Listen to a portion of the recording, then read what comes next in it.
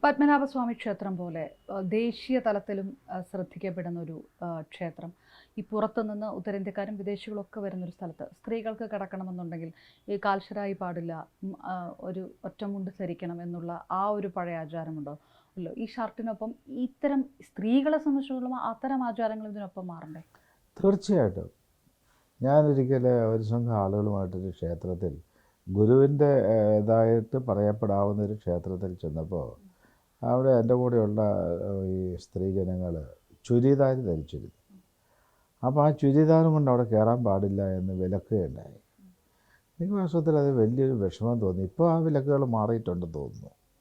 ഈ പത്മനാഭസ്വാമി ക്ഷേത്രത്തിലെ ആ ആചാരം ഇപ്പോഴുമുണ്ട്. ഈ ചുരിദാർ ധരിച്ചിട്ട് പോകാൻ കഴിയില്ല എന്ന് പത്മനാഭസ്വാമി ക്ഷേത്രം എന്ന് പറയുമ്പോൾ നമ്മുടെ ഏറ്റവും പ്രധാനപ്പെട്ട ക്ഷേത്രങ്ങളിൽ ഒന്നായിട്ട് വരുന്നു.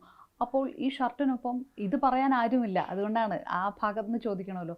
അതും മാറണം എന്നുള്ള അഭിപ്രായം. അങ്ങനെ ഒരു വസ്ത്രധാരണം ചെയ്തത് കൊണ്ടോ ഒരു മുണ്ടെടുത്ത് കയറിയത് കൊണ്ടോ അതിൻ്റെ അടിയിൽ പാൻറ് ഇട്ട് മുണ്ടിട്ടുകൊണ്ട് കയറിയത് കൊണ്ട് ഉടുത്തോണ്ട് കയറിയത് കൊണ്ട് എന്തെങ്കിലും പ്രത്യേകമായിട്ടുള്ള ഐശ്വര്യമോ അഭിവൃദ്ധിയോ അനുഗ്രഹമോ ലഭിക്കുമോ?